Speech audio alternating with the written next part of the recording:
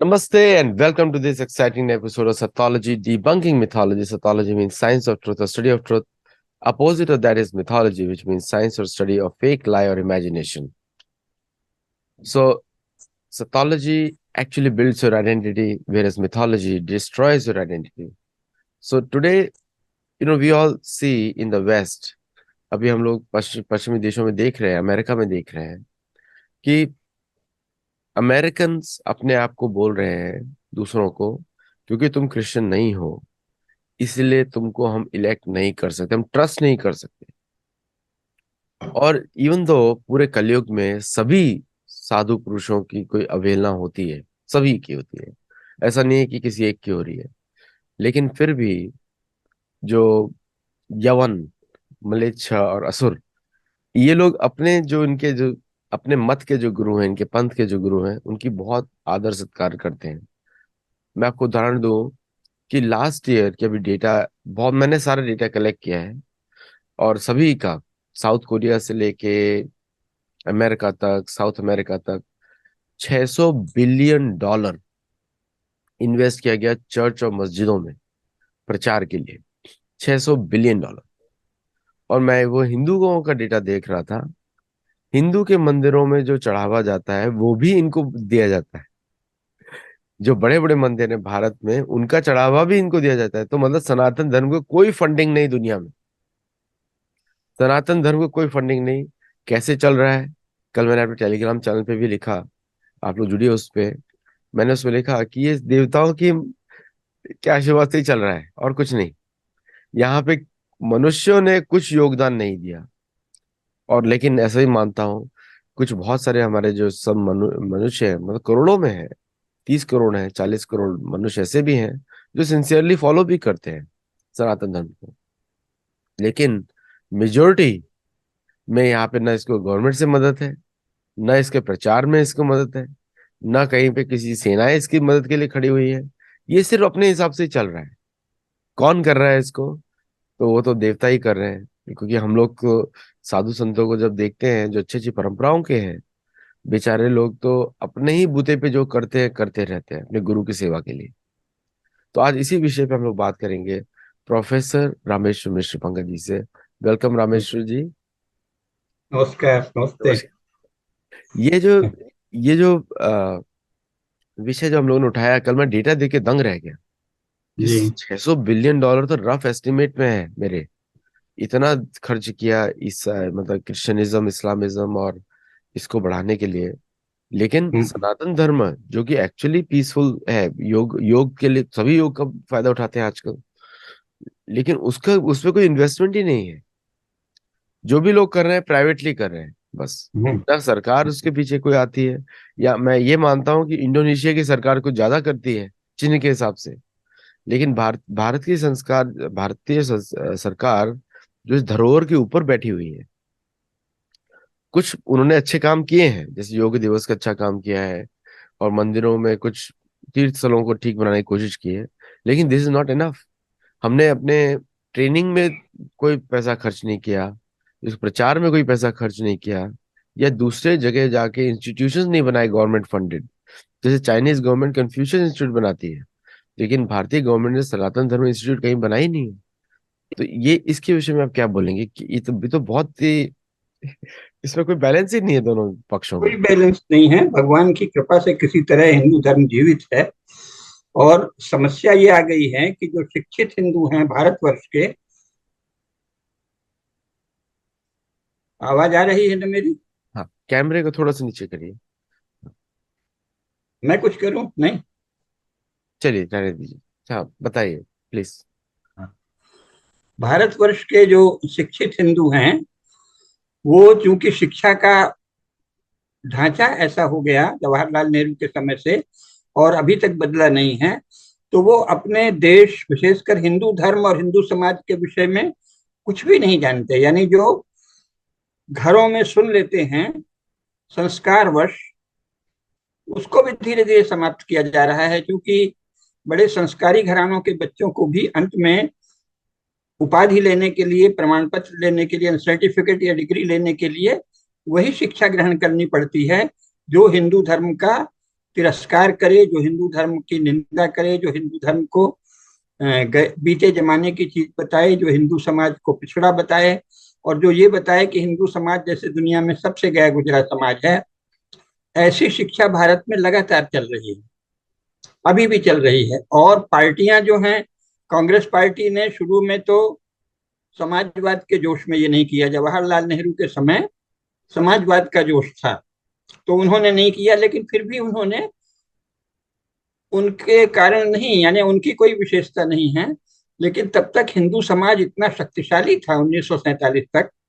उसी शक्तिशाली समाज ने अंग्रेजों को यहाँ से जाने को विवश कर दिया, अपनी बुद्धि से, अपनी योजना से, चतुराई से। क्योंकि कोई आमने सामने सशस्त्र युद्ध तो हुआ नहीं था, अंग्रेजों की रक्षा के लिए भी भारतीय सैनिक ही थे। तो बड़ी बुद्धि से जिस हिंदू समाज ने अंग्रेजों को भारत से जाने को विवश कर दिया,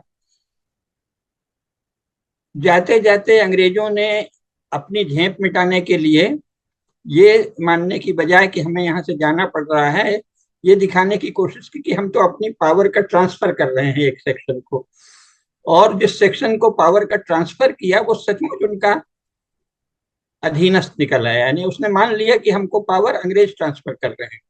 तो वो दो तरह की भाषा बोला भारत में हिंदू समाज के बीच। तो उसने ये प्रचार किया कि हम स्वाधीन हो गए, हम कोई गुलाम थे, अंग्रेजों के अधीन थे, और अब हम स्वाधीन हो गए हैं, ये प्रचार किया।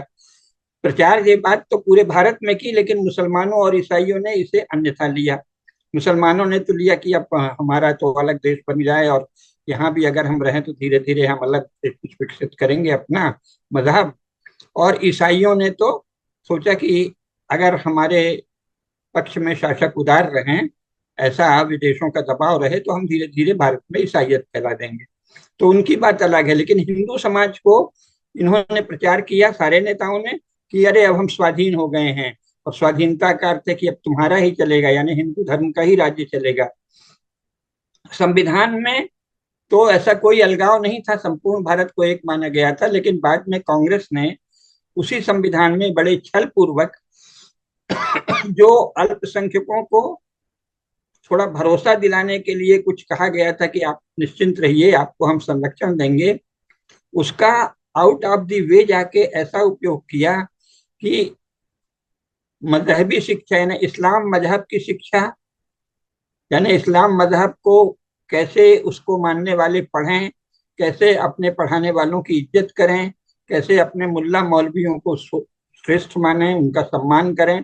और उनकी पढ़ाई के केंद्रों के बड़े बड़े भवन बनाए गए, बहुत ज्यादा संसाधन दिए गए। इस्लाम की पढ़ाई के लिए अरबों रुपया भारत सरकार ने दिया, और ईसाइयत की पढ़ाई के लिए पहले ही चर्च को बड़ी बड़ी संपत्ति दे दी थी। स्वयं दिल्ली में जो भारत की राजधानी है, उसमें राष्ट्रपति भवन के पास ही चर्च है, और सभी महत्वपूर्ण जगहों पे चर्च हैं।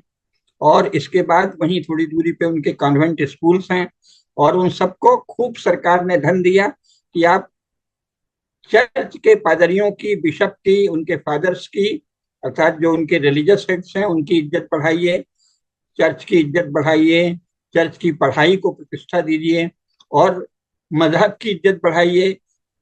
मजहब की पढ़ाई के लिए सरकारी खजाना खोल दिया, मजहब के जो मुख्य लोग हैं उनको सम्मान दिलाने के लिए। और उनकी पढ़ाई के जो केंद्र हैं, जैसे हम भोपाल में रहते हैं, तो भोपाल में पहले एक बहुत बड़ा संस्कृत विश्वविद्यालय था, गोंडों के महारानी दुर्गावती के शासन में, और उसके बाद भी। तो वहाँ उन्होंने, एक मुसलमान ने छल पूर्वक वहां कब्जा कर लिया, और उसके बाद वहां बहुत बड़ा मदरसा है, उसको करोड़ों रुपया कांग्रेस सरकार ने दिया, और अब भाजपा सरकार भी उसको बहुत बड़ी रकम इस्लाम की मजहबी शिक्षा के लिए दे रही है। तो उसमें जो लोग पढ़ते हैं, पढ़ाते हैं, उनको मजहब का गौरव है, और उनको खूब धन भारत सरकार के खजाने से दिया जाता है। ईसाइयों के सभी कॉन्वेंट्स को भारत सरकार के खजाने से बहुत धन दिया जाता है, प्रॉपर्टी दी जाती है, सुविधा दी जाती है, विशेष अधिकार दिए जाते हैं। लेकिन हिंदू धर्म के लिए कांग्रेस ने जो किया था वही भाजपा कर रही है, कि मंदिर इसके लिए एक तरह की प्रॉपर्टी है जिनसे वो धन वसूल करता है। यहाँ तक कि कई जगह जो बड़े बड़े मंदिर हैं उसमें सरकारी प्रबंध मंडल या सरकारी प्रबंध न्यासी रख दिया जाता है, और वो उस सारे धन को सरकार के खजाने में जमा करता है, जिसका कोई भी उपयोग होता है। और अब तो ये स्थिति आ गई है कि कई जगह मंदिरों से प्राप्त दान और सरकार के द्वारा सारा जो दान ले लिया जाता है, उसको कहीं वो इस्लाम को पढ़ाने के लिए लगाते हैं, कहीं ईसाइयत को पढ़ाने के लिए लगाते हैं। तो हिंदू धर्म का कोई धनी धोरी नहीं है। भारत में एक भी पार्टी ऐसी नहीं है जो हिंदू धर्म को सम्मानपूर्ण शिक्षा का केंद्र बनाने का, हिंदू धर्म के शिक्षा केंद्रों को बनाने के लिए धन दे, या हिंदू धर्म के जो विद्वान हैं, आचार्य हैं, और हिंदू धर्म के अनुसार जीवन जीने वाले विभिन्न संप्रदायों के जो शीर्ष आचार्य हैं और जो संत हैं, साधक हैं, उनको सम्मान दिलाना तो दूर, उनके बारे में प्रायः योजना पूर्वक ऐसा प्रोपेगेंडा किया जाता है कि मानो वो सबसे गड़बड़ लोग हैं। और जबकि सच्चाई ये है कि हिंदू संत का और हिंदू धर्म के जो आचार्य हैं, उनका जीवन अद्भुत तपस्या, अनुशासन, इंद्रिय निग्रह, ये तो हिंदुओं का तो शील के बिना तो कोई पूज्य ही नहीं हो सकता। ऐसा कोई भी परंपरागत हिंदू आचार्य या हिंदू संत या हिंदू साधु या हिंदू विद्वान नहीं है जो शीलवान न हो, संयमी न हो, इंद्रिय निग्रही न हो, तपस्वी न हो, कष्ट सहन नहीं करता हो अपने धर्म के लिए, और जो बहुत थोड़े में जीवन जीता है, तो उसको तो बदनाम किया जाता है। बदनाम करने की एक चाल कांग्रेस ने ये निकाली, और अब भाजपा भी उसको प्रोत्साहन दे रही है कि कोई भी भारत में अपने आप को हिंदू धर्माचार्य कह दे, यानी मदरसों के लिए और इस्लाम के लिए तो आपने उनके सिस्टम को बाकायदे धन दिया कि जिससे वो पूरी सिस्टम से चले। और क्रिश्चियनिटी का भी, चर्च की, यूरोपियन चर्च की सैकड़ों शाखाएं भारत में, चर्च ऑफ इंग्लैंड की शाखाएं हैं, रोमन कैथोलिक चर्च की शाखाएं हैं, प्रोटेस्टेंट चर्च की शाखाएं हैं, और बहुत सारे चर्च की शाखाएं भारत में हैं। उनको सरकार ने संपत्ति दे रखी है, जमीन दे रखी है, धन दे रखा है, और सुविधा दे रखी है कि तुम अपने रिलीजियस टीचिंग दो, और उसकी बहुत इज्जत फैलाई जाती है। और प्रायः जो सरकारी सिविल ऑफिसर हैं, वो भी उनका बड़ा सम्मान करते हैं। वो पादरी आ गए, प्रीस्ट आ गए, चर्च का प्रीस्ट आ गया, लगता है जैसे पता नहीं कितना बड़ा ज्ञानी और तपस्वी आ गया। और जो हिंदू धर्माचार्य हैं, उसके लिए ये किया कि कोई भी अपने आप को धर्माचार्य घोषित कर दे, किसी तरह का अनुशासन नहीं। सनातन धर्म में विधिवत अनुशासन है, हर संप्रदाय का अपना अत्यंत सुदृढ़ और कठोर अनुशासन है, लेकिन उसकी चर्चा ही नहीं है। उसको चर्चा के परिधि से बाहर रख दिया, चर्चा के दायरे से बाहर, ताकि हिंदू लोग ये जाने, जो बहुत श्रद्धावान है वो तो जानेगा, लेकिन साधारण हिंदू युवा, विद्यार्थी, युवक और युवती ये जाने कि इस संप्रदाय का क्या अनुशासन है, कितनी कठोर तपस्या है, कितनी साधना है, कुछ नहीं जानते। वो बस उनको ऐसे दिखाते हैं, अच्छा अच्छा कोई है साधु संत। और ऐसी छूट दे दी कि कोई भी अपने आप को कह दे कि हम धर्म गुरु हैं, थोड़ा एक मंदिर बना ले, या आश्रम का फैशन चला है, आश्रम बना ले, कहीं से भी धन पा जाए, अमेरिका से धन ले आए, कहीं विदेश से धन ले आए, कहो तो चर्च या ईसाइयों से ही कुछ धन ले ले, मुस्लिम संगठनों से धन ले ले, और अपना बड़ा प्रसार कर ले, और फिर उसको कहेंगे ये है हिंदू। और फिर अगर कोई पार्टी नाराज हो गई, कभी कांग्रेस कभी भाजपा, तो उनके आश्रम में छापा मारेंगे, और संचार माध्यम ये बताएंगे कि देखो सारे हिंदू धर्माचार्य ऐसे ही। यानी अगर कोई एक राम रहीम या तरह तरह के नाम हैं, अगर वो भ्रष्ट निकल गए, भ्रष्ट क्या मतलब विलासी निकल गए, तो ये बताएंगे कि मानो परम तपस्वी जो शंकराचार्य हैं, रामानुजाचार्य हैं, रामानंदाचार्य की पीठ के लोग हैं, एक से एक, जिनका जीवन ही, जिनको देखते ही कोई भी व्यक्ति, केवल हिंदू ही नहीं, अगर वो मनुष्य है और किसी रिलीजियस उन मजहबी पागलपन में नहीं है, तो वो उनको देखते ही श्रद्धा से भर जाएगा, जिनका दर्शन ही श्रद्धा से भर देगा। तपस्वी, शांत, गंभीर, ज्ञान से दीप्त मुखमंडल, ऐसों को वो उनके उनके समकक्ष दिखाते हैं, विलासी, लोलुप, भ्रष्टाचारी। तो ये योजना पूर्वक हिंदू धर्म के महान आचार्यों और विद्वानों की प्रतिष्ठा को धूमिल करना, चरित्रहीन लंपट लोग आचार्य बन जाएं, उनको छूट देना, यानी हिंदू धर्म को आरक्षित छोड़ दिया है। जैसे मनु के समय तो, और सदा ही अपने भारत में धर्म की तो सबसे अधिक सम्मान था धार्मिक लोगों का, लेकिन हम एक व्यंग में, विनोद में कह रहे हैं कि मनु ने तो कहा कि स्त्रियों को कभी आरक्षित मत छोड़ो, है ना। न स्त्री स्वातंत्र अर्हति, अर्थात स्त्रियों को स्वतंत्र मत छोड़ो। स्वतंत्र का अर्थ है आरक्षित मत छोड़ो, छुट्टा मत छोड़ो, क्योंकि खतरा है। भारत सरकार ने 1947 के बाद हिंदू धर्म को आरक्षित छोड़ दिया है। स्त्रियों को तो आरक्षित छोड़ा ही छोड़ा था, इसको भी आरक्षित छोड़ दिया। यानी आप अपने बल पर स्त्रियों की रक्षा कीजिए और अपने बल पर आप हिंदू धर्म की जो रक्षा कर सकें उसमें भी सेंध मारी गई है। क्योंकि रक्षा कैसे होगी? स्त्री की रक्षा तो इसलिए होगी कि वो परिवार के भीतर है, परिवार में हम हैं संपत्ति के मालिक और वो भी संपत्ति की हकदार है, तो उसकी रक्षा का तो उपाय है।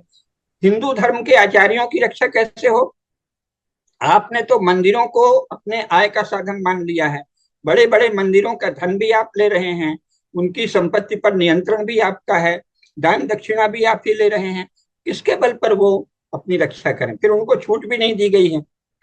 यानी अगर कोई मदरसा अपने लिए वॉलंटियर बना ले और उनको साधारण अस्त्र शस्त्र का प्रशिक्षण भी दे ले, त्योहार के नाम पर तलवार लाठी फरसा ये सब लेके जुलूस निकाले, तो उसको आपका धन मिलता है सरकारी खजाने से। ईसाई लोग दूर दूर कन्वर्जन के लिए काम करते हैं, उनको प्रोटेक्शन मिलता है पूरा। और हिंदू धर्म के जो आचार्य हैं, पाल घर में साधुओं को जला दिया, इनको कोई मतलब नहीं, ऐसे दिखा रहे हैं वो तो कोई व्यक्तियों का मामला। यानी हिंदू धर्म के आचार्य आरक्षित छोड़ दिए गए हैं, हिंदू धर्म को ही आरक्षित छोड़ दिया गया है।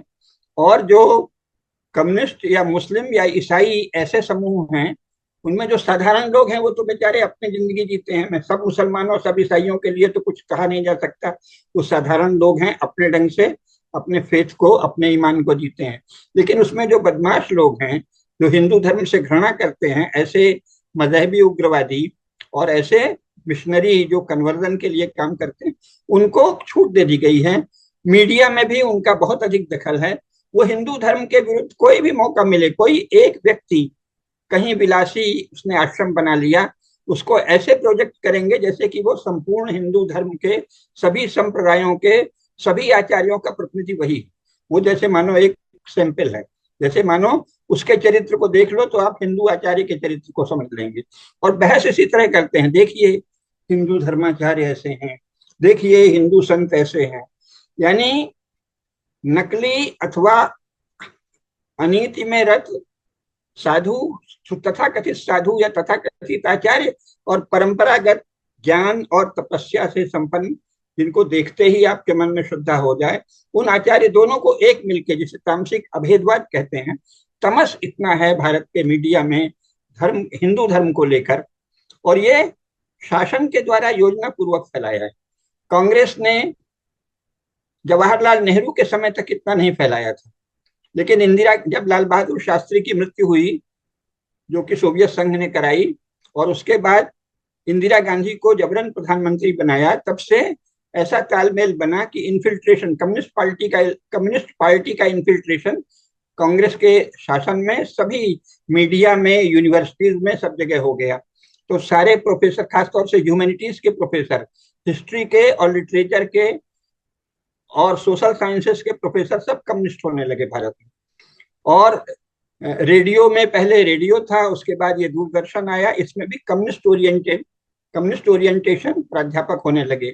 नेशनल स्कूल ड्रामा में इब्राहिम अलका जी से लेके सब जो लोग हिंदू धर्म से द्वेष करते हैं और जो कम्युनिस्ट माइंडेड हैं अथवा यूरो अमेरिकन क्रिश्चियन माइंडेड हैं, उनको ही नेशनल स्कूल ऑफ ड्रामा का डायरेक्टर बनाया जाने लगा। फिल्म इंस्टीट्यूट में भी उनको ही रखा गया। कम्युनिस्टों ने एक इप्टा नाम का संगठन बनाया था, जिसकी योजना ही थी हिंदू धर्म पर चोट करना फिल्मों के जरिए। तो इप्टा को बहुत ज्यादा सरकार ने महत्व दिया। इस प्रकार फिल्म, नाटक, मीडिया, एकेडमिया, यूनिवर्सिटी, सबके द्वारा हिंदू धर्म पर लगातार चोट करना, हिंदू धर्म के आचार्यों को बदनाम करना, कोशिश करना बदनाम करने की, और उनकी जो संपत्ति है और जो हमारे मंदिर हैं, जो मठ हैं, उनकी संपत्ति पे गिद्ध दृष्टि रखना, ये मानो भारत की सरकारों का एक व्यवहार ही हो गया। तो उसको आरक्षित छोड़ा, पहले मैंने कहा, वो भी उतना सही नहीं है, एक तरह से उसके प्रति गिद्ध दृष्टि है। हिंदू धर्म के केंद्रों की, मठों की, मंदिरों की, जहां जहां भी धर्म के प्रशिक्षण और शिक्षण और ज्ञान की व्यवस्था है, सब में उस भूमि पर, उस मठ पर, उस मंदिर पर भारत के सभी सरकारों की गिद्ध दृष्टि है कि हम इससे क्या धन ले लें, इनको जो दान दक्षिणा मिलता है उसे हम छीन लें, छीन के क्या करें, विलासिता करें। और अब तो इस्लाम और ईसाइयत की मजहबी उग्रवाद, आतंकवाद और मिशनरी विस्तारवाद की सेवा में भी मंदिरों का धन लगाया जाता है। तो ये बहुत अनुचित है। अब ऐसा क्यों होता है इस पर अलग से चर्चा कर सकते हैं, लेकिन एक हिंदू रमेश, धर्म के आचार्यों की निरंतर अवमानना की जा रही है, उपेक्षा की जा रही है, और हिंदू धार्मिक संपत्तियों को गिद्ध दृष्टि से नोचा खसोटा जा रहा है। देखिए जो प्रोटेस्टेंट चर्च है उसको चर्च ऑफ हम्म, इंग्लैंड जो कि मोनार्क हम्म, के अंदर चलता है वो मेंटेन करता है। उसके बेसिस पे America is a Protestant country, हाँ, क्योंकि सारे ब्रिटिश क्रिश्चियन हैं और हाँ, मतलब मेजोरिटी उनका चर्च प्रोटेक्ट करता है यहाँ पे। हम्म, स्कॉटलैंड और आयरलैंड कैथोलिक हम्म। चर्च को प्रमोट करते हैं, उनके नाम पे चर्चें चलते हैं, कनाडा में, यूएस में, ऑस्ट्रेलिया में, न्यूजीलैंड में, ये भारत चार टेरिटरी। में भारत में आयरिश चर्च की ब्रांच है, ब्रिटिश चर्च की ब्रांच है, सब चर्च की ब्रांच यहाँ है। हाँ। चर्च ऑफ इंग्लैंड की बहुत सी शाखाएं भारत में हैं, और कैथोलिक्स की भी हैं। जी। और हम्म, और अमेरिका के हर कांग्रेसमैन, कोई भी हो, चाहे सेनेटर हो, कांग्रेसमैन हो, कुछ को छोड़ के, हम्म, यहाँ तक कि इंडियन ओरिजिन भी छोड़ दें, हम्म, वो तो एक अभी जो नया प्रेसिडेंशियल कैंडिडेट नॉमिनेट के लिए कैंपेन कर रहा है, विवेक हम्म, रामास्वामी, उसको छोड़ दें। सभी हम्म। लोग किसी न किसी चर्च से कनेक्टेड हैं, किसी न किसी चर्च के पेट्रन है। और कोई भी हिंदू धर्म का पेट्रन नहीं है यहाँ पर। एक तुलसी गबार्ड है, वो भी चर्च फ्रेंडली बातें करती है, है ना। और विवेक रामास्वामी को भी चर्च फ्रेंडली बात करनी पड़ती है। तो कोई भी पॉलिटिशियन बिना चर्च के इंडिपेंडेंट नहीं है। और ये सभी लोग मणिपुर हिंसा में, जबकि हमको मालूम है कि वो क्रिश्चियन उग्रवाद था मिते के अगेंस्ट विरुद्ध, हम्म, लेकिन इन लोगों ने उधर सपोर्ट किया। हम्म। यूरोपियन यूनियन ने क्रिश्चियंस के फेवर में बात करी, धर्म के विरुद्ध, अब अपने जो मत पंथ मानते हैं उसको हम धर्म तो रिलीजन मानते के धर्म तो वहां है नहीं, रिलीजन हैं, के। रिलीजन के लिए बात करी। हम्म, हम्म, भारत एकमात्र देश है पूरी दुनिया में, हमारे साधु संतों को नीचे दिखाने के लिए हम कोई कसर नहीं छोड़ते कहीं पर भी। पॉलिटिशियंस की बात कर रहा हूँ मैं, कि और अगर कोई जाते भी हैं तो सिर्फ एक दो एमपी चले जाते हैं, हाथ जोड़ के खड़े हो जाते हैं, और वो वो तो वोट के लिए, वोट के लिए जाते हैं, केवल वोट के वोट लिए के जाते लिए चुनाव के समय। हैं। तो एक ऐसा। बात जो आपने, हाँ बोलिए। बोलिए, जो आपने कहा ना, जो अमेरिका के बारे में आप बता रहे हैं या इंग्लैंड के बारे में, वो भारत के बारे में भी है। भारत में भी एक भी सांसद और एक भी प्रभावशाली नेता ऐसा नहीं है जो खुलकर सनातन धर्म का पक्ष लेता हो, या मंदिरों के विषय में कहता हो कि इसकी संपत्ति को और इसकी दान दक्षिणा को सरकार न छुए। ऐसा कोई भी सांसद भारत में वर्तमान में नहीं। पहले एक दो थे जिन्होंने आवाज उठाई, वो सुनी नहीं गई। वर्तमान भारतीय संसद में मंदिरों का पक्ष लेने वाला, धर्म के आचार्यों का पक्ष लेने वाला, गुरुओं का पक्ष लेने वाला, साधुओं का पक्ष लेने वाला, संतों का पक्ष लेने वाला, खुलकर संसद में उनके पक्ष में तर्कपूर्ण बात रखने वाला एक भी सांसद नहीं है, एक भी केंद्रीय मंत्री नहीं है, एक भी नेता नहीं है। जो साधु वेश में कार्य करने के बाद केंद्रीय मंत्रिमंडल में गए भी हैं, वो भी सामान्य जनरल की बातें करते हैं, बहुत ही सपाट सामान्य। लेकिन मंदिरों के महत्व पर, आचार्यों की प्रतिष्ठा पर, दान दक्षिणा सरकार न ले, इस बात पर किसी ने आज तक कोई टिप्पणी नहीं की है। यानी जो भगवा वेशधारी बन के संसद में मंत्री आदि बने हैं, उन्होंने भी नहीं की है। वो केवल हिंदुत्व हिंदुत्व बोलते हैं। संपत्ति विहीन, सत्ता विहीन, अधिकार विहीन, प्रतिष्ठा विहीन कौन सा हिंदुत्व पनपेगा संसार में, कहाँ पनपा है। अब आपने जो सबसे महत्वपूर्ण बात कही, जो मैं अपने अनेक लेखों में और पुस्तकों में लिख चुका हूं, वो तो और गहरी बात है। आपने बहुत गहरी बात कह दी। इंग्लैंड के उदाहरण से यूरोप के हर देश के विषय में कह सकते हैं। इंग्लैंड का जो क्राउन है, यानी किंग या क्वीन कोई भी हो, वो प्रोटेस्टेंट चर्च की ऑफिशियल पैटर्न, तो प्रोटेस्टेंट चर्च के संरक्षक हैं। प्रोटेस्टेंट चर्च के वो सबसे बड़े अधिकारी भी, यानी सबसे बड़े संरक्षक। प्रोटेस्टेंट चर्च का रियल हेड कौन है? क्राउन है, ब्रिटिश क्राउन। उससे क्या होता है कि जो ब्रिटिश एडमिनिस्ट्रेशन है, उसकी लॉयल्टी क्राउन के प्रति है, और क्राउन का अर्थ होता है प्रोटेस्टेंट चर्च। इस प्रकार सारी ही जो ब्रिटिश ब्यूरोक्रेसी है वो मूलतः प्रोटेस्टेंट चर्च के बिहाफ पर काम करती है, लीगली भी। यानी यहाँ केवल इमोशन का, भावना का, रिश्ते का बात नहीं है कि रिलेशनशिप है, ऐसी बात नहीं। Officially, legally British bureaucracy works for Protestant Christianity, क्योंकि वो ऑन बिहाफ ऑफ किंग और queen, on behalf of crown काम करती है, और क्राउन प्रोटेस्टेंट चर्च से का संरक्षक है। भारत में उल्टा है। भारत के राष्ट्रपति जो भी होंगे या प्रधानमंत्री, वो भी माइनॉरिटी के नाम पे इस्लाम का संरक्षण करेंगे, क्रिश्चियनिटी का संरक्षण करेंगे, यानी चर्चियनिटी का, चर्च पंथ का, और मजहबी उग्रवाद वाले पंथ का भी संरक्षण करेंगे। हिंदू धर्म के वो संरक्षक नहीं। भारत का प्रधानमंत्री और राष्ट्रपति लीगली, ऑफिशियली हिंदू धर्म का संरक्षक नहीं। हिंदू धर्म ठीक है, नागरिक चाहे तो करें। अच्छा, तो अगर आप हिंदू धर्म की रक्षा का वचन नहीं देते, तो फिर आप हिंदू धर्म के जो मठ हैं, मंदिर हैं, आश्रम हैं, उन पर आपका क्या अधिकार बनता है? जो एक सामान्य प्रॉपर्टी रूल्स हैं उसमें आप टैक्स ले लीजिए, लेकिन जब चाहो तब कह देंगे इस मंदिर में अव्यवस्था है, इसके नाम से मंदिर को ग्रहण कर लेंगे, उसमें किसी सरकारी आईएएस अफसर को बना देंगे, फिर अपने परिचय के पार्टी के लोगों को ट्रस्टी बना देंगे। इस तरह से, और उसका उद्देश्य भी किसी धर्म और ज्ञान का प्रसार नहीं है। संपत्ति को लेकर सरकारी खजाने में देना, फिर उस सरकारी खजाने से उसी संपत्ति को इस्लाम और ईसाइयत के लिए भी कई बार प्रयोग में लाते देखा जाता है। तो ये तो विचित्र सी स्थिति है। अब इसमें दोषी कौन है ये तो अलग बात है। भारत की कोई पार्टी हिंदू धर्म के बारे में कुछ भी नहीं करती। जहां तक अभी प्रधानमंत्री श्री नरेंद्र मोदी ने कुछ तीर्थ स्थल विकसित किए हैं, तो वो तो ठीक है, तीर्थ यात्रियों को सुविधा है, लेकिन तीर्थ यात्रा धर्म का एक बहुत छोटा सा भाग है, और वो भी सरकारी प्रबंध, क्योंकि बाकी तो लोग स्वेच्छा से तीर्थ में जाते हैं। अच्छा, वहां भी ऐसी कोशिश हो रही है कि सीधे जो पंडे हैं, सीधे जो पुरोहित हैं, उनको दक्षिणा न जाए। तो दक्षिणा के लिए ऐसे केंद्र पेटियां रख देते हैं, टैक्स रख देते हैं। वो टैक्स सरकार के पास जाता है, जो स्वयं को अन हिंदू कहती है, सेकुलर कहती है। पब्लिकली, लीगली भारत सरकार अपने को अन हिंदू और सेकुलर कहती है, माने हम we have nothing to do with Hinduism. ये भाजपा का स्टैंड है ऑफिशियल, और कांग्रेस का स्टैंड है, और सब पार्टियों का, और भारत शासन का स्टैंड है। तो फिर आप वहां के दान दक्षिणा को क्यों लेते हैं? तो इस तरह सारी संपत्ति जो है हिंदू मंदिरों की, हिंदू मठों की, वो सरकार के कंट्रोल में है, और उसका जो दान दक्षिणा का धन है वो भी, यानी लोग तीर्थ यात्रा जाते हैं, उसका भी ये एक तरह से वास्तविक धार्मिक अधिकार छीन रहे हैं।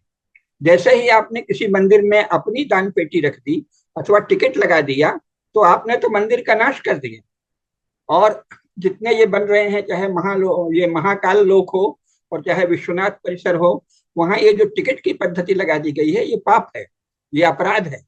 और स्थिति ये हो गई है कि शिक्षित हिंदू के मन में बस राजनीतिक चेतना है। हिंदुत्व की पार्टी आ जाए, वो भाजपा को हिंदुत्व की पार्टी मानता है, और भाजपा ऑफिशियली कभी भी हिंदू धर्म के पक्ष में कुछ नहीं कहती। भाजपा या संघ के किसी भी व्यक्ति ने हिंदू राष्ट्र के लिए एक पंक्ति नहीं लिखी है आज तक। हिंदू राष्ट्र क्या है, कैसे होगा, इसको तो छोड़िए, भारत के हिंदुओं के धार्मिक अधिकारों की सुरक्षा कैसे होगी, भारत के हिंदुओं के धर्म स्थलों की सुरक्षा कैसे होगी, इस पर भाजपा का कोई पुस्तक नहीं है, कोई स्टैंड नहीं है, भारत सरकार की कोई पॉलिसी नहीं। आज तक किसी भी सांसद ने सदन में ये मांग नहीं की कि साहब हिंदू धर्म के धर्म स्थलों की सुरक्षा के लिए आपके पास क्या नीति है। अगर कल को हिंदू धर्म के धर्म स्थल में छल कपट से कुछ बदमाश लोग घुस जाएं और वो ईसाइयत का प्रचार शुरू कर दें, जैसे कई आश्रमों में कई नए संप्रदाय आए हैं, चाहे वो स्वामी योगानंद का संप्रदाय हो चाहे कोई अन्य हो, तो वहां तो जीसस को कृष्ण का अवतार बता देते हैं, यानी वो ईसाइयत का प्रचार खुद करने लगते हैं। धर्म की बात करते करते जीसस आ जाता है, कहीं कहीं कल को पैगंबर मोहम्मद आ जाएंगे। ये क्या हो रहा है? हिंदू धर्म के केंद्रों में कोई भी घुस जाए, सरकार को कोई मतलब नहीं। धर्म स्थलों की रक्षा कैसे करेंगे, धर्म की रक्षा कैसे करेंगे, इसकी भारत सरकार की कोई नीति नहीं है। अब आप ये जरूर प्रश्न उठता है कि अगर नहीं है तो इसके लिए हिंदू कितने दोषी हैं। तो इसमें सबसे बड़ी बात यह है कि ये जो तमाशा चल गया है लोकतंत्र के नाम पे, कि जैसे कि मानो सरकार हिंदू ही चला रहे हैं क्योंकि वो वोट देते हैं, ये इतना बड़ा झूठ है। वोट तो टोकन है। जो पार्टी बनती है, कोई भी पार्टी हिंदू धर्माचार्यों की बैठक के द्वारा नहीं बनी है ना। सारी पार्टियां कुछ आधुनिक शिक्षा प्राप्त अर्थात सेकुलर शिक्षा प्राप्त अर्थात यूरो क्रिश्चियन एजुकेशन में पढ़े हुए लोग मिलके बना लेते हैं, चाहे वो भाजपा हो चाहे कोई भी हो। तो उन्होंने हिंदू धर्म के लिए कुछ कोई पॉलिसी नहीं है। भारत की किसी पार्टी के पास हिंदू धर्म के विषय में कोई व्यवस्थित नीति नहीं है, और भारत सरकार की हिंदू धर्म की रक्षा के लिए कोई नीति नहीं है। तो कौन उठाए? शिक्षा के द्वारा तो आपने सबको ये बता दिया है कि नहीं नहीं, हिंदू धर्म की बात मत करो। एक विचित्र सी स्थिति, हिंदू धर्म के विषय में सार्वजनिक रूप से आप बात नहीं करते, उसको कुछ ऐसा बताते हैं कि उसको जैसे अंडरग्राउंड ही काम कर सकते हैं। भाई क्या बात है?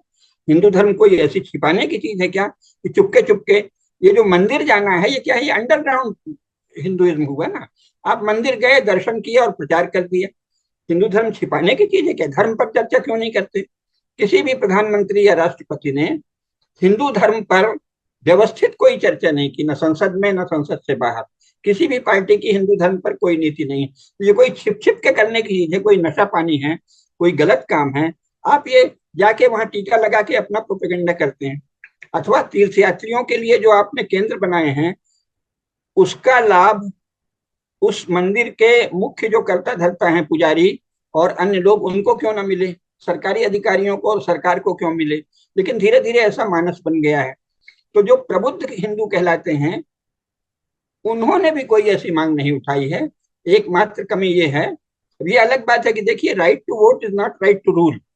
वोट देने का अधिकार शासन का अधिकार नहीं है। शासन तो वही अंग्रेजी पढ़े लिखे या उसकी नकल में हिंदी पढ़े लिखे, अंग्रेजी भाषा की जूठन या ट्रांसलेशन के द्वारा हिंदी पढ़े लिखे लोग शासन के अलग अलग पार्टियों में हैं। तो कोई ज्ञान परंपरा, संस्कृत की परंपरा से आया हुआ उद्भट विद्वान तो संसद में एक भी नहीं, एक भी नहीं है। तो किस राजनीति में भी कोई नहीं है। और जो अपने आप को हिंदू संगठन, मॉडर्न किस्म के संगठन कहते हैं, उनमें भी कोई नहीं है।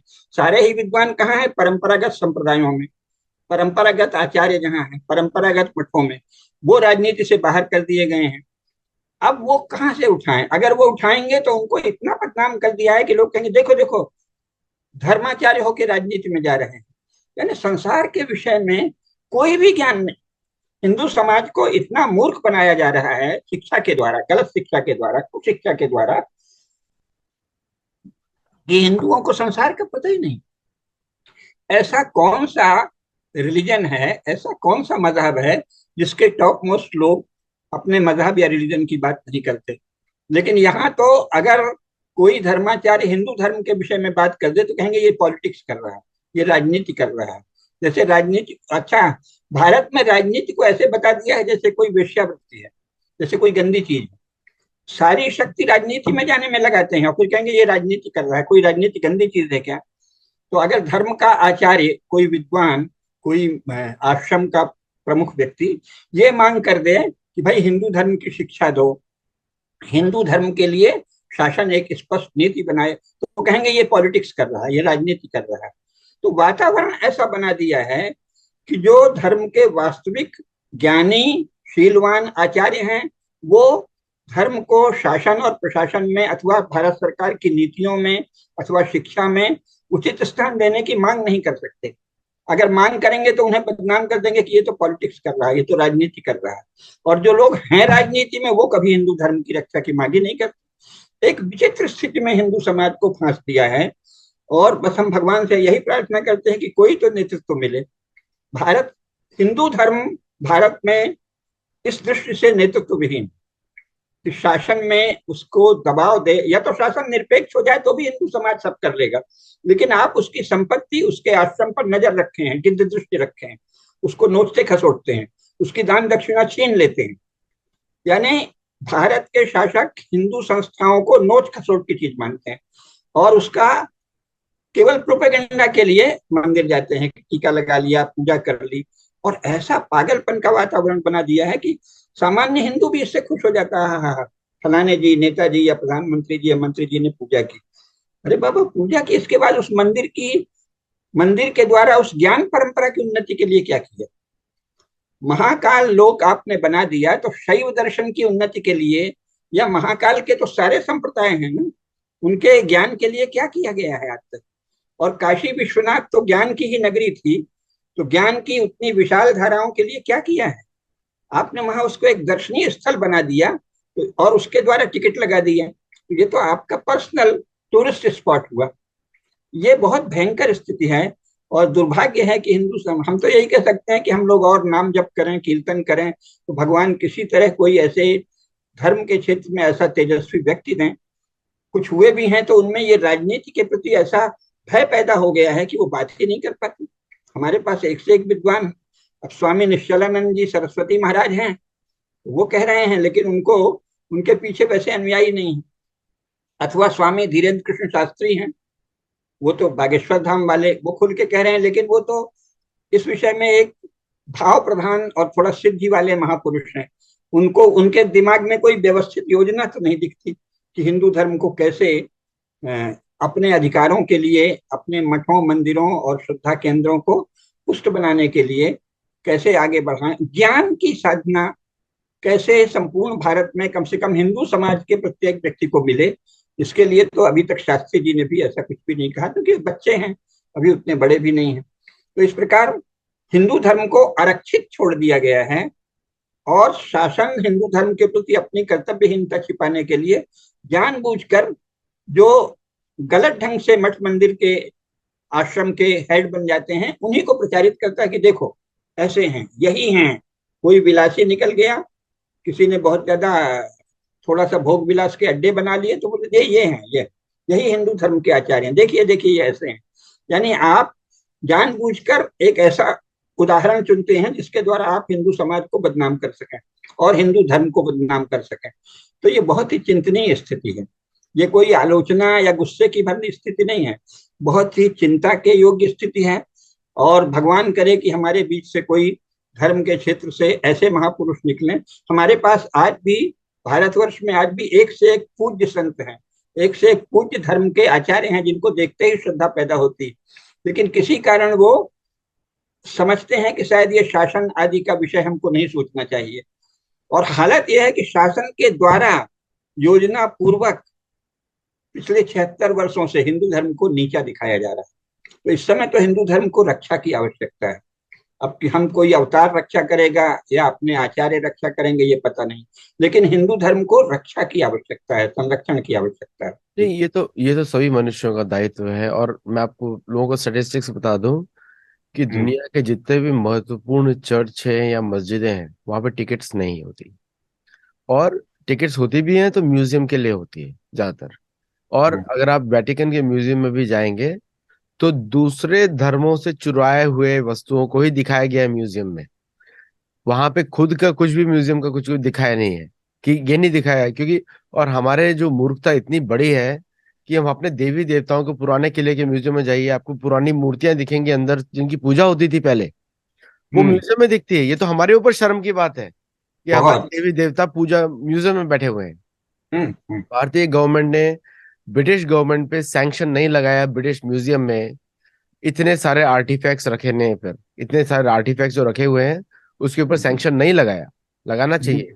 लॉस एंजलिस के मेट्रोपॉलिटन म्यूजियम और इधर हर जगह सैंक्शन लगने चाहिए। जो भारत में अभी अमेरिका का राजदूत है एरिक गारसेटी, उसको पूछना चाहिए कि भाई तुमने वहां पे म्यूजियम में डाला हुआ है हमारे देवी देवताओं को, किस अधिकार से डाला है, किस किस किस अधिकार से कारण डाला से? हुआ है। और भारत के राजदूत बना हुआ है, अमेरिका का राजदूत है भारत में। इस हम्म। तरह के कठोर एक्शन लेना बहुत जरूरी है। और इसलिए मैंने कहा ना, वो कर्तव्य नहीं समझता ना, भारत सरकार हिंदू धर्म की अपनी कोई ड्यूटी नहीं समझती। वो बात है ना, नहीं तो ये जरूर करते, क्या दिक्कत है, ये कर सकते हैं। और हमारे हम्म। साधु संतों को भी कोई पॉलिटिशियन आ जाए तो इतना प्रसन्न होने की जरूरत नहीं है, उनसे कठोर प्रश्न पूछें। वो आ रहे हैं आपकी पॉपुलैरिटी पे, आपके माध्यम से वोट लेने के लिए और दिखाने के लिए रिलीजियस। अगर उनको सही में वो धार्मिक है तो ये मांग करेंगे कि मंदिरों से कर हटे, मंदिरों को खुला छोड़ा जाए, और मंदिरों को जो उनका पर्पस है, क्योंकि मंदिरों से इकोनॉमिक रिवाइवल होता है, मंदिरों से आर्थिक व्यवस्था बनती है, मंदिरों से शिक्षा बनती है, मंदिरों से वैद्य अपना कार्य करते हैं फ्रीली। हाँ हाँ। तो मंदिरों से शिक्षा दी जाती है, वो सभी मंदिर के फंक्शंस हैं। किसी मंदिर के, मंदिर सिर्फ एक पूजा का घर नहीं है, एक संस्कृति का नहीं, घर। कभी नहीं कहा। तो वहां पे हमारे राजाओं को जाके, जैसे भी आपने बहुत अच्छा बताया कि काशी विश्वनाथ महाकाल जो ये परिसर बने हुए हैं, इन सब में सभी भारतीयों की एंट्री फ्री होनी चाहिए। गवर्नमेंट अपने टैक्स जो कलेक्शन को उधर यूज करे मनी स्पेंड करने के लिए, इनकम का जरिया नहीं बनाया उसको किसी भी तरह से, बिल्कुल। है ना। मंदिरों से, मंदिरों पे महाभारत में बोला गया है नरक का द्वार होता है मंदिरों से पैसा लेना। और तो नहीं, अब हाँ, समस्या ये है कि किसी भी पार्टी ने हिंदू धर्म के विषय में कोई नीति बनाने का आग्रह ही नहीं किया। मंदिरों का प्रबंधन कैसे करें, इस पर सारा जोर है। और वो प्रबंधन सरकार के नियंत्रण में कैसे हो, संपत्ति का स्रोत, आमदनी का स्रोत कैसे बने। जैसे कि मंदिर मानो कोई संपत्ति और आमदनी का जरिए है। अगर वहां दान दक्षिणा जा भी रही है तो वो दान दक्षिणा किस चीज के लिए जा रही है? मतलब धीरे धीरे हिंदू धर्म के अनुयायियों को आप एक तरह से बेहोश बना रहे हैं, इस विषय में, धर्म के विषय में संज्ञा शून्य बना रहे हैं।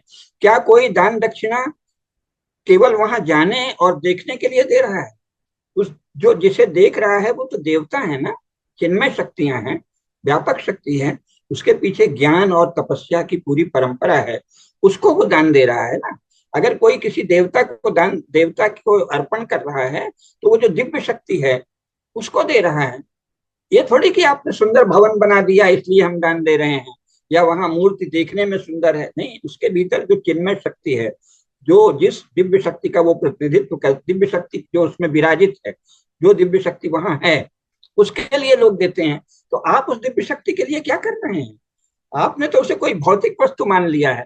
कहने को तो उपदेश देते हैं कि मूर्तियां क्यों पूजते हैं, तो आपने वस्तुतः भारत के सब राजनीतिक दलों ने उसको पत्थर मान लिया है कि वहां जो चढ़ता है उसको हम ले लेंगे। अरे, वहां जो किसको चढ़ता है, वो एक दिव्य सत्ता को चढ़ रहा है, वो एक आध्यात्मिक ज्योति को चढ़ रहा है, और आप उसके प्रति कुछ भी कृतज्ञता नहीं है। तो ये बहुत ही विचित्र स्थिति है, और इस पर तो बात उठनी चाहिए।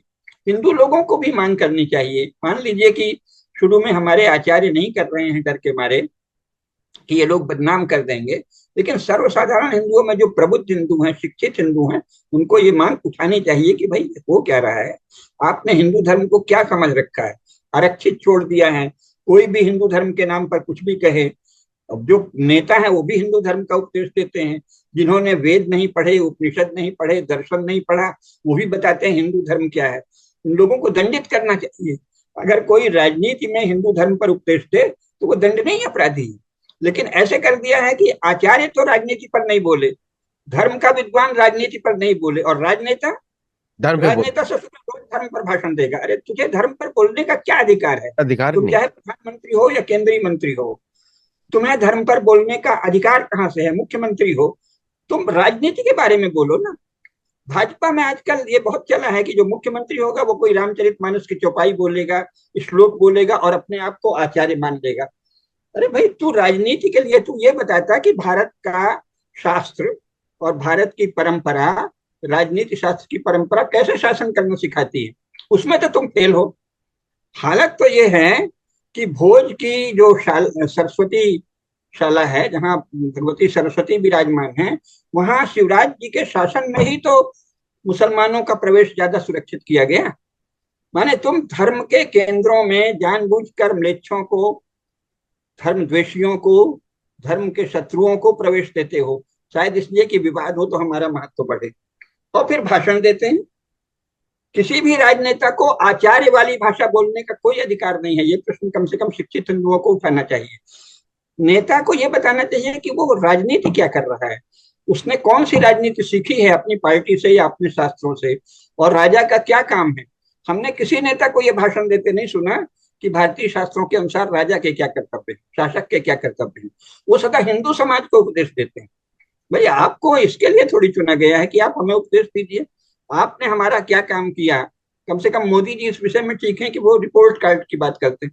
हर नेता को अपना रिपोर्ट कार्ड पार्टी भर को नहीं देना चाहिए, जनता के बीच देना चाहिए, लेकिन ये जनता को ज्ञान देते हैं। सारे ही नेता धर्म के आचार्य भी बने हुए हैं। हिंदू धर्म क्या है ये हम बताएंगे। ये इतना पाप का व्यापार चल रहा है, तो हिंदुओं को इस विषय में बोलना चाहिए। दूसरी बात, कोई भी प्रतिमा, अब आप एक स्वतंत्र राष्ट्र हैं, कहीं भी मिले, इंग्लैंड में, पुर्तगाल में, फ्रांस में, स्पेन में, नॉर्वे में, अमेरिका में, वो कैसे वहां म्यूजियम में रखी है, इस पर आवाज उठाना भारत सरकार का दायित्व है, क्योंकि ये तो हिंदू धर्म का अपमान है। कोई भी देव मूर्ति किसी म्यूजियम में नहीं होनी चाहिए, लेकिन उसके लिए पहले आपको भारत को ठीक करना पड़ेगा। जैसा आपने बताया, स्वयं लाल किले में और बहुत सारे संग्रहालयों में मूर्तियां ऐसे ही रखी। अरे भाई, क्या मतलब है? मूर्ति का रेप्लिका रख लीजिए या आप फोटो रख लीजिए। मूर्तियां कोई संग्रहालय की वस्तु है क्या? बिना पूजा स्थल के, बिना मंदिर के, बिना उनकी नित्य पूजा के आप किसी मूर्ति को कैसे रख सकते हैं? और फिर वो मूर्ति नहीं है, या तो आप फिर उसे आइडोल कहिए। अंग्रेजी में आइडोल बिल्कुल अलग चीज है। आइडोल का असली अर्थ हुआ बुत, एक एक पुतली। तो आप फिर उनको पुत्तलिका कहिए। आप उनको कहते तो देवता हैं। सरस्वती की मूर्ति बिना पूजा के मंदिर के कैसे रखी जा सकती है? अगर आपने वहां रखा संग्रहालय में, तो पुत्तलिका है, आइडल है, मंदिर मूर्ति नहीं है। तो भाषा का भी छल है। मूर्ति वही है जिसकी मंदिर में प्रतिष्ठा हो और पूजा हो। ये भी बात नहीं करते। संग्रहालय में रख दिया और मूर्ति है। और अमेरिका में या इंग्लैंड में या कहीं भी अगर संग्रहालय में हिंदू मूर्तियां पाई जाती हैं, तो उन सरकारों से विरोध करना भारत सरकार का कर्तव्य है। पहले तो आप इसका हमको हर्जाना दीजिए कि आपने हमको इतना अपमान किया, हमारी मूर्तियों को इतने वर्षों तक संग्रहालय में रखा, ये हिंदू धर्म का अपमान है। और तुरंत उनको मंदिर बनवाइए ना वहां। इंग्लैंड में भी जहां जहां मूर्तियां हैं, भारत सरकार को कहना चाहिए कि आप इनके मंदिर बनवाइए। हर मूर्ति का एक मंदिर बनाना वहां की सरकारों का कर्तव्य है। या तो अपना पिंड छुड़ाने के लिए वो आपको दे दें तो आप ले आइए, लेकिन फिर उसका हर्जाना मांगिए। इतने वर्षों तक आपने बिना पूजा को मूर्ति के पूजा के बिना मूर्ति को कैसे रखा? ये तो सब। लेकिन भारत में कोई तेजस्वी धर्मनिष्ठ शासन तो हो। यहाँ तो सब सेकुलर शासक है। सब अपने आप को हिंदू, केवल वोट के लिए हिंदू कहते हैं, शेष समय हिंदू धर्म से दूरी है। और भाषण देते हैं अपने आप को धर्माचार्य बता के। हिंदू धर्म क्या है? प्रधानमंत्री, मुख्यमंत्री बताएंगे। अरे भाई, हिंदू धर्म क्या है ये शास्त्र बताएगा, आचार्य बताएगा। भारत के किसी धर्म शास्त्र ने किसी राजा को ये आज्ञा नहीं दी है, ये अनुमति नहीं दी है, ये छूट नहीं दी है कि वो धर्म के विषय में शासन करे। वो केवल धर्म का जो शासन है उसके अनुसार राज शासन चला सकता है। बिल्कुल। युधिष्ठिर धर्म का महाराज उपदेश देने। हाँ, युधिष्ठिर महाराज बताइए। युधिष्ठिर महाराज कभी भी अपने भाइयों को या प्रजा को प्रवचन नहीं देते थे धर्म के ऊपर। हाँ जैसे ही धर्म की बात आती थी, अपने धौम्य ऋषि को बोलते थे, इनसे सुनिए, हाँ, पुलस्त्य ऋषि सुनिए, या जी दूसरे हाँ, ऋषियों से सुनिए। ये तो परंपरा हाँ है भारत की। लेकिन आज क्या हो गया है, हम वोट हाँ देते हैं लेक्चर सुनने के लिए। ये अभी हाँ, हमको धर्म के प्रचार के लेक्चर दीजिए। बिल्कुल। एक आपने बिल्कुल बहुत अच्छा उदाहरण दिया इधर। और मैं वापस कुछ मुद्दों पे जैसे मुझे मुद्दा शब्द ही अच्छा नहीं लगता है, लेकिन जो कुछ जो बिंदुओं पर, विषय, कुछ प्रश्न, कुछ कुछ विषयों पे, पक्षों पर। जो हाँ उत्तरी पूर्वी दिशा में, उत्तरी पूर्वी भारत में जो अभी जो हिंसा हुई थी मणिपुर में, हाँ वहां पे सभी हाँ हिंदू पॉलिटिशियंस का और हिंदू समाज का भी अज्ञान का एक एग्जाम्पल मिला कि हाँ वहां पे सनातन धर्म में तो सभी को समान अधिकार होता है, सभी प्रकार की प्रजा को, पशु हाँ, पक्षी कीड़े पेड़ पौधे सभी मनुष्य, प्रजाएं। सभी प्रजाएं हैं, चारों प्रजाएं हैं। हाँ और इन सभी को समान अधिकार है, हाँ समान अधिकार है। लेकिन हमने ये नहीं सुना, कभी भी ये नहीं देखा कि वहां पर धर्म विषय बात क्या है, किसने किस पे आक्रमण किया, ये धर्म का विषय है। हाँ किस कहाँ से वो जो प्रॉब्लम है शुरू हुई, ये धर्म का हाँ, विषय है। क्योंकि उस सोर्स पे उसको करेक्ट किया जाता है। और हम सबको मालूम है कि जितने भी जो जो अब्राहमिज्म, क्रिश्चियनिज्म, इस्लामिज्म, ये ड्रग्स के मनी को यूज करके, और इनकी गवर्नमेंट्स हाथ भी हटा देती हैं, इंटेलिजेंस एजेंसीज इनकी काम करती है, अपने अपने मत पंथ को लेकर उसकी रक्षा के लिए ये लोग किसी को भी मारने के लिए तैयार रहते हैं। हाँ, हत्याएं करते हैं। हाँ, लेकिन हमारे जो पॉलिटिशियंस हैं यहाँ पर भी इनको भी बेनिफिट और डाउट दे देते हैं हाँ कि क्योंकि धर्म का ज्ञान नहीं है और प्रवचन नहीं कर रहे हैं, कुछ कार्य कर नहीं रहे हैं। और उससे जो भारतीय सेनाएं हैं, जो भारतीय रक्षा कर्मी हैं, जिनको सनातन धर्म मतलब सभी के लिए इक्वल है, वो सनातन धर्म इज द ओनली कल्चर जो सभी प्रजाओं के लिए इक्वल है। बिल्कुल। कि उसकी रक्षा के लिए उनको तैनात करना चाहिए कि सभी की रक्षा हो। लेकिन उसके चक्कर में ये लोग क्या हो जाता है कि बिकॉज इनको दिखाना है कि ये इतने अच्छे हैं दूसरे धर्मों के लोगों को, दूसरे पंथ के लोगों को, रिलीजन्स को, उसके चक्कर में ये उसको भी इग्नोर कर देते हैं, धर्म को भी इग्नोर कर देते हैं। मतलब धर्म का अर्थ लॉ भी हो गया, लॉ हम्म। यूनिवर्सल लॉ है। हम्म। तो मुझे एक बात बताइए, इसका सॉल्यूशन किधर है? क्या सॉल्यूशन है इसका? देखिए, इसके सलूशन बहुत हो सकते हैं। एक तो वर्तमान परिस्थिति में क्या सलूशन है, पहला तो ये देखें। शास्त्रों के अनुसार जो सलूशन है वो तो बहुत देर की बात है, क्योंकि उसके अनुसार धर्म में शासन होना चाहिए। लेकिन कम से कम अभी के जो शासकीय प्रावधान है उसमें भी किसी भी प्रकार से किसी एक क्षेत्र में पब्लिकली किसी रिलीजन का प्रोपेगेंडा वर्जित होना चाहिए संविधान के अनुसार। अब देखिए कि किसी नेता ने ये सब प्रश्न नहीं उठाए, लेकिन एक बहुत अच्छे भारत सरकार के संयुक्त सचिव जो हैं डॉक्टर शैलेंद्र कुमार जी, उन्होंने बताया कि पूर्वोत्तर में ईसावाद और झारखंड में ईसावाद क्या सांस्कृतिक संहार कर रहा है। तो इसका मतलब कि हमारे अधिकारियों को ये पूरी तरह अधिकार प्राप्त है कि वो बहुत ही तटस्थ रूप में, शांत रूप में इन मुद्दों को उठा सकें। तो भारत शासन को ऐसे अधिकारियों को विशेष दायित्व देना चाहिए कि वो उस पर काम करें कि कैसे इस सांस्कृतिक संहार को रोका जा सकता है। पूर्वोत्तर में सांस्कृतिक संहार ईसावाद की आड़ में हो रहा है, ये डॉक्टर शैलेंद्र कुमार ने लिखा है। कायदे से उन्हें तत्काल संस्कृति का विशेष सचिव बनाना चाहिए, मतलब संस्कृति का सचिव, प्रमुख सचिव जो भी बनते हो वहां संस्कृति का सचिव हो, और इसके बाद उनसे सलाह लेकर संस्कृति की नीति बने। ये तो होना चाहिए ना। इसी प्रकार आपके ही चैनल में राजेश कुमार जी हैं जो कि मूर्तियों के और मंदिरों के बहुत बड़े जानकार हैं, तो उनसे परामर्श लेकर मंदिरों और मूर्तियों संबंधी नीतियां बनानी चाहिए। ये थोड़ी कि वो व्यक्तिगत रूप से मंदिरों पर बोलते रहें, उसकी बारीकियां उसकी विशेषताएं तो बताते रहें, लेकिन शासन उनका संज्ञान नहीं ले। ये कैसा प्रशासन चल रहा है। और वो शैलेंद्र कुमार जी पूर्वोत्तर में सांस्कृतिक संहार हो रहा है ईसावाद की आड़ में, ये बताते रहे, और शासन कोई संज्ञान नहीं ले रहा। यानी अपने ही प्रशासन की भी उच्च प्रतिभाओं को कोई संज्ञान नहीं। तो ये कैसे होगा, आपने समाधान पूछा है, तो हमारे पास विशेषज्ञ मौजूद हैं। जैसे मैंने दो विषयों में बताया कि पूर्वोत्तर भारत के विषय में डॉक्टर शैलेंद्र कुमार जैसा विशेषज्ञ मौजूद है, और मंदिरों के विषय में राजेश कुमार जी हैं, ऐसे अन्य विशेषज्ञ भी मौजूद हैं। पर भारत सरकार को ही, क्योंकि ढांचा ऐसे बना दिया है कि राज्य ने सारी शक्ति ले ली है, समाज के पास अलग से कोई शक्ति नहीं है। तो पहला तो तात्कालिक चरण ये है कि शासन के स्तर पर नीतियां ऐसी बनाई जाएं कि जिससे कि ये विषमता, हिंदू धर्म के साथ अन्याय दूर हो। फिर एक दीर्घकालिक है कि ये जो शासन है, नेशन स्टेट का ढांचा है, ये क्रिश्चियनिटी से प्रेरित है। इसमें माना जाता है कि थोड़े लोग बाकी सबको कंट्रोल और डोमिनेट करेंगे। उसकी बजाय परंपरागत समाज ला दें, इसमें अलग अलग 11 स्तर की इकाइयों को अपने अधिकार होंगे, तो वो हम लोग खुद ही संभाल लेंगे। अगर जातियों के पास अधिकार होता तो वो, अगर मान लीजिए मैतेई समाज के पास जो परंपरागत अधिकार थे, तो मैतेई के क्षेत्र में पूरी भूमि मैतेई समुदाय की होगी। उनकी पंचायत बैठे, वो वहां देखे कि क्या हो रहा है, और कुकी लोग अगर वहां ईसाइयत को साथ में लेकर वहां अन्याय कर रहे हैं तो वो उनको निकाल बाहर करते। हमारे समाज में पहले सब ये होता था, जाति पंचायतें थी, गांव पंचायत थी, तो आपने उनके अधिकार छीन लिए हैं।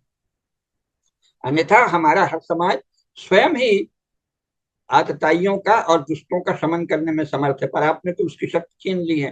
तो दीर्घ काल में ये करना होगा कि जो परंपरागत व्यवस्था है भारत में, अलग अलग इकाइयों के पास अधिकार रहे और केंद्र के पास वो अधिकार रहे जिससे कि वो एक शक्तिशाली और सुदृढ़ भारत को चला सके। ये छिटपुट सारी पंचायतें वही करेंगे, सरकार ही करेगी, ये बंद हो जाए, ये भविष्य का है।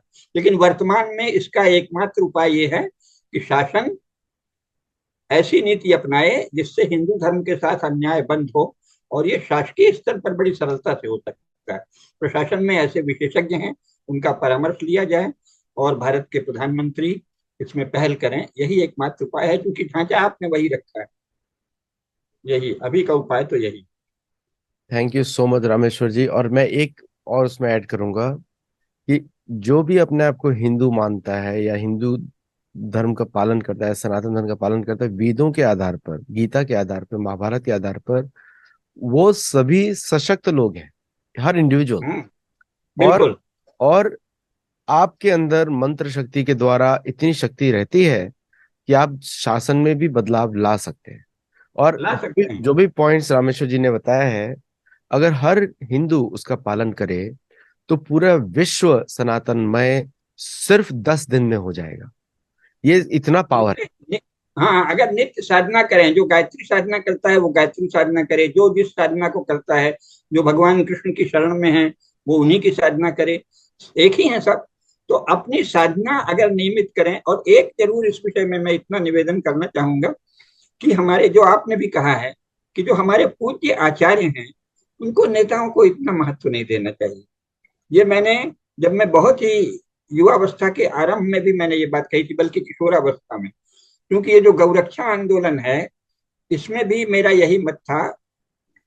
1964-65 में मुझे उसके बारे में पता चला, 66 में तो मैंने देखा ही। उस समय भी मैं तब तक युवक हो ही रहा था, मतलब 19-20 साल का था। लेकिन चूंकि धर्मशास्त्र आदि बहुत पढ़े था, और मेरे शंकराचार्यों से और आचार्यों से संबंध भी बहुत पुराने हैं, तो मैंने निवेदन किया था कि उचित तो ये है कि आप कह दीजिए कि जो गौरक्षा का वचन नहीं देगा ऐसे शासक को हम आशीर्वाद नहीं देंगे। लेकिन यहाँ क्या हुआ है, 1-2 मिनट में एक बात बता दें। क्या है कि शिक्षा के कारण, जो संस्कृत की परंपरागत शिक्षा है वो अलग है, लेकिन हर घर का बच्चा अंत में जाएगा, जो सरकार ने जिस पाठ्यक्रम को बना रखा है उसे पढ़ेगा, मॉडर्न एजुकेशन इंस्टीट्यूशन में जाएगा। वहां जाने से एक तो नेशन स्टेट और राष्ट्र का घालमेल कर दिया है। तो इसमें जो संगठन है हमारे बहुत से, उनका भी पूरा जिम्मेदारी है कि उन्होंने बात तो राष्ट्र की है, और राष्ट्र के नाम पर नेशन स्टेट के प्रति श्रद्धा जगा दी है। तो जो हमारे आचार्य हैं वो भी राष्ट्र के नाम पर चुप रहते हैं। तो उनको ये कहा गया कि राष्ट्र के लिए ये जरूरी है कि गौरक्षा के लिए आप प्रदर्शन कीजिए। संसार में कहीं भी धर्म के आचार्य किसी काम के लिए धरना प्रदर्शन नहीं करते, आंदोलन नहीं करते। जो नेता है वो उनका आशीर्वाद लेने जाते हैं, तो उनको मार्गदर्शन देते हैं कि देखो गौरक्षा करो, अन्यथा इस आश्रम में मत आओ। तो कम से कम अब जब वातावरण थोड़ा बदला है, तो हमारे पूज्य आचार्यों से केवल मैं करबद्ध प्रार्थना करता हूँ कि नेताओं को इतना महत्व तो मत दीजिए। भगवान की आप पर इतनी कृपा है, आप साक्षात दिव्य साधना से जुड़े हुए हैं, तो आप अपनी शक्ति इन नेताओं को इतने सस्ते में मत दीजिए। उनसे कहिए कि भाई धर्म के लिए भी कुछ करो, धर्म की रक्षा के लिए भी कुछ करो, ये केवल अपने वोट के लिए मत करो। तो नेताओं को, हमारे जो धर्म के पूज्य विद्वान हैं, वो अधिक सम्मान न दें, थोड़ा कम सम्मान दें, तो इसका भी बहुत असर पड़ेगा। अब वो सम्मान देते हैं राष्ट्र के चक्कर में, कह दिया गया है राष्ट्र, लेकिन ये जो नेशन स्टेट है ये राष्ट्र नहीं है। और ये जो राजनेता हैं ये राष्ट्र के लिए काम नहीं कर रहे हैं, ये नेशन स्टेट के लिए कर रहे हैं, जो मुख्यतः अपनी पार्टी पावर पॉलिटिक्स के लिए होता है। तो राष्ट्र का काम तो वही है, जो धर्म के लिए काम करेगा, धर्मशास्त्र का ज्ञान देगा, धर्म केंद्रों की रक्षा करेगा, वो राष्ट्र का काम है। गीता पढ़ना राष्ट्र का काम है, वेद पढ़ना राष्ट्र का काम है, उपनिषद पढ़ना राष्ट्र का काम है। ये पार्टी पॉलिटिक्स राष्ट्र का काम नहीं है, ये नेशन स्टेट का काम है। तो हमारे पूज्य आचार्यों को, इन नेताओं को, नेशन स्टेट में पावर एक्वायर करने के लिए लगे हुए नेताओं को राष्ट्रभक्त और राष्ट्र सेवक मानना, इस भ्रांति से मुक्त होना चाहिए। धर्मशास्त्र के बड़े बड़े विद्वान हैं, धर्म के विषय में बड़ा सूक्ष्म विवेक रखते हैं, लेकिन मॉडर्न पॉलिटिक्स के विषय में उनमें घोर ज्ञान है। नेताओं को राष्ट्र के लिए सेवा में लगा हुआ बताते, कोई नेता राष्ट्र की सेवा में नहीं लगा, कोई भी नेता राष्ट्र की सेवा में नहीं लगा है। ये मैं, जैसे 1 मिनट ये कहने का आवश्यक मुझे कर्तव्य लगता है, जैसे माननीय प्रधानमंत्री जी का आज का भाषण अद्भुत था, अद्वितीय भाषण, इतना धारा प्रवाह व्यवस्थित, लेकिन दो विषय में उन्होंने घोर अज्ञान दिखाया। भारत माता को कह दिया कि ये भारत माता के 3 टुकड़े कांग्रेस ने कर दिए। अरे आप भारत माता को क्या मानते हैं? भारत माता यदि चिन्मय सत्ता है तो उसके टुकड़े कौन कर सकता है? जो पार्टीशन हुआ वो इंडियन स्टेट का पार्टीशन हुआ, आप उसे भारत माता के टुकड़े मानते हैं? यानी जो दिव्य सत्ता है, आपने उसको कोई भौतिक रूप से स्त्री मान लिया है क्या? कैसे कोई भारत माता का टुकड़ा कर सकता है? और आप तो बड़े देशभक्त हैं, तो आपको कहना चाहिए अरे आपके जीवित रहते भारत माता के टुकड़े हो जाएंगे, पहले उसके टुकड़े कर दिए जाएंगे जो भारत माता के टुकड़े करेंगे। धिक्कार है आपको अगर आप अपने रहते हुए कहें कि भारत माता के टुकड़े हो गए। और वो राहुल गांधी को कहना चाहिए कि धिक्कार है जो तू भारत माता की हत्या कह रहा है, और तू जीवित है। भारत माता की हत्या जिस दिन होगी उस दिन सारे भारत माता के पुत्रों और पुत्रियों की हत्या हो जाएगी। जिस दिन हिंदू धर्म का नाश हो जाएगा उसे भारत माता की हत्या कहेंगे। जब तक हिंदू धर्म के 120 करोड़ लोग भारत में जीवित हैं, आप भारत माता की हत्या कैसे कर सकते हैं? और स्टेट के पार्टीशन को, स्टेट के रीऑर्गेनाइजेशन को, चाहे वो रीऑर्गेनाइजेशन सिंफुल हो, इविल हो या अच्छा हो, पाकिस्तान का बनना क्या था?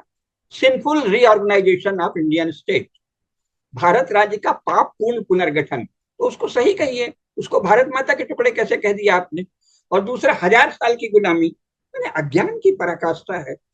कौन गुलाम था 1000 साल तक? कौन गुलाम था? ग्वालियर नरेश की, त्रावणकोर, कोचीन की, मैसूर, कौन सा राज्य, इंदौर, बड़ौदा, कौन कौन गुलाम था 1000 साल?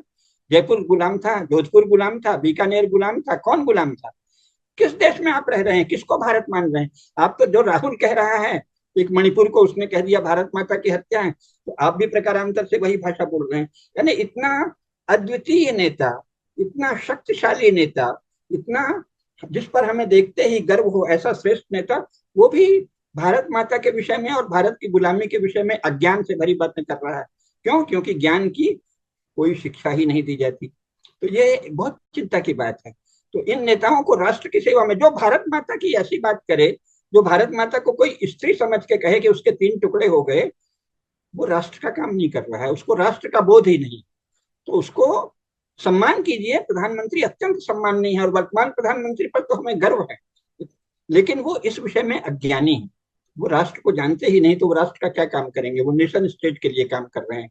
और जो भारत, हमारे इतने वीर महापुरुष, तेजस्वी राजा, सन्यासी सब हुए हैं, और आप 1000 साल की गुलामी की बात करते हैं, उन सभी शूरवीरों का अपमान करते हैं। तो ये राष्ट्र के विषय में अज्ञान से भरे हुए हैं प्रधानमंत्री नरेंद्र मोदी भी, तो अन्य नेताओं की क्या गिनती। तो ये जो नेता हैं, ये राष्ट्र के लिए काम नहीं करते, ये नेशन स्टेट के लिए काम कर रहे हैं। इनका सम्मान पद के कारण करिए, पूर्ण सम्मान करिए, लेकिन इतना भी नहीं जितना किया जाता है। और इनको राष्ट्र के सेवक मत मानिए, ये सब नेशन स्टेट के लिए काम करने वाले लोग, यही कहना है। बिल्कुल, बहुत ही शक्तिशाली आपने पॉइंट रखे हैं, पावरफुल पॉइंट्स हैं। लोग जरूर इसको सुने, ध्यान करें, क्योंकि क्योंकि अगर आपको हिंदू धर्म की रक्षा करनी है, वो दायित्व इंडिविजुअल का है, और उसके लिए हमको राजनीति बदलनी पड़ेगी। और राजनीतिज्ञों से हमको धर्म की शिक्षा नहीं लेनी है, हमारे धर्म गुरुओं से लेनी है। जैसे हमारे परंपरा में रामभद्राचार्य, निश्चलानंद जी हैं, और अनेक संत हैं जो भारतीय परंपरा को अच्छी तरह फॉलो, चिन्ह जी और स्वामी हैं। इन्हीं गुरुओं के माध्यम से हमारा सनातन धर्म बचता है। मैं तो साधक हूँ, और रामेश्वर जी भी साधक हैं। हम लोग तो सिर्फ साधक हैं। हम तो सिर्फ आपको थोड़ा सा बता सकते हैं कि गुरु तो हम लोग नहीं है, कोई भी हम दोनों में से गुरु नहीं है, हम मानते भी नहीं है। और लेकिन जो वीडियो देख रहे हैं हमारे सब दर्शक लोग, मेरा उनसे ये निवेदन है कि इस बार अपनी मांगों को रखिए, कि किसी भी मंदिर पे कर ना लगे, कोई टिकट ना हो। सारे मंदिरों पे खर्चा करने का दायित्व सरकार का है। आप ये नहीं, चर्च और सारे ये बात पहले बार ये बात आप फैलाइए, हम भी फैलाते हैं। धर्म रक्षा ही राष्ट्र रक्षा है। धर्म जो रक्षा धर्म ही रक्षा राष्ट्र रक्षा। नहीं कर रहा है वो राष्ट्र रक्षा नहीं कर रहा है, वो नेशन स्टेट कर रहा है। करेक्ट। धर्म धर्म रक्षा ही राष्ट्र रक्षा है। धर्म से ही राष्ट्र बनता है, राष्ट्र से धर्म नहीं होता। नहीं। और भारत माता तो पूरी पृथ्वी है, भूमि देवी है। हम्म। उसके टुकड़े कौन कर सकता है? अगर अगर टुकड़े की बात हो रही है, तो अमेरिका में, मैंने तो अपनी पुस्तक में प्रूव किया है, साउथ अमेरिका में सुग्रीव की सेनाएं गई, और वहां पे सुग्रीव की सेनाओं ने क्या बोला कि हम तो इक्ष्वाकु वंश के राजा श्री राम की तरफ से आए हैं, ये बोला। हम्म। और उनका पृथ्वी पे एकमात्र शासन है, ये हम्म। बोला उन्होंने, सुग्रीव की सेनाओं ने हर जगह जाके ये बोला। इक्ष्वाकु वंश के ऑन बिहाफ ऑफ इक्ष्वाकु वंश हम लोग आ रहे हैं, हम्म। ये बोला उन्होंने। हम्म। तो अगर भारत भूमि की बात हुई तो उसके तो बहुत टुकड़े कर दिए गए। महाभारत कालीन से आज तक संपूर्ण बहुत टुकड़े पृथ्वी कर दिए। भारत माता है। भारत बिल्कुल, माता यानी संपूर्ण पृथ्वी। हम्म। भूमि देवी है, भूमि देवी है, और वो चिन्मय सत्ता है, दुर्गा माता है, चंडिका दुर्गा है। माता, इनका बिल्कुल। टुकड़ा करने की सोचने वाले के टुकड़े टुकड़े हो जाएंगे। क्या बात कर रहे हैं ये लोग? उनके और पति धर्म महादेव रक्षा ही है। राष्ट्र रक्षा है, ये बार बार कहिए, धर्म रक्षा ही राष्ट्र रक्षा है। धर्म रक्षा जी। ही राष्ट्र रक्षा है। और ये हम्म। इस वीडियो का टाइटल भी होगा। तो मेरे हम्म। आपसे सबसे निवेदन है, इसको लाइक करिए, शेयर करिए, और लोगों को बताइए इस वीडियो के बारे में, सबको बताइए। क्योंकि हम लोग कोई कमर्शियल वीडियोस बनाते नहीं है, ऐसे ऐसा कंटेंट, ऐसा इस तरह के व्यूज आपको कहीं और मिलने वाले भी नहीं है सेथोलॉजी के अलावा। सो बहुत बहुत धन्यवाद आप सबका और जुड़ने के लिए। और मैं आपको मिलूंगा अगले प्रोग्राम में रामेश्वर मिश्र जी के साथ। नमस्ते, थैंक यू।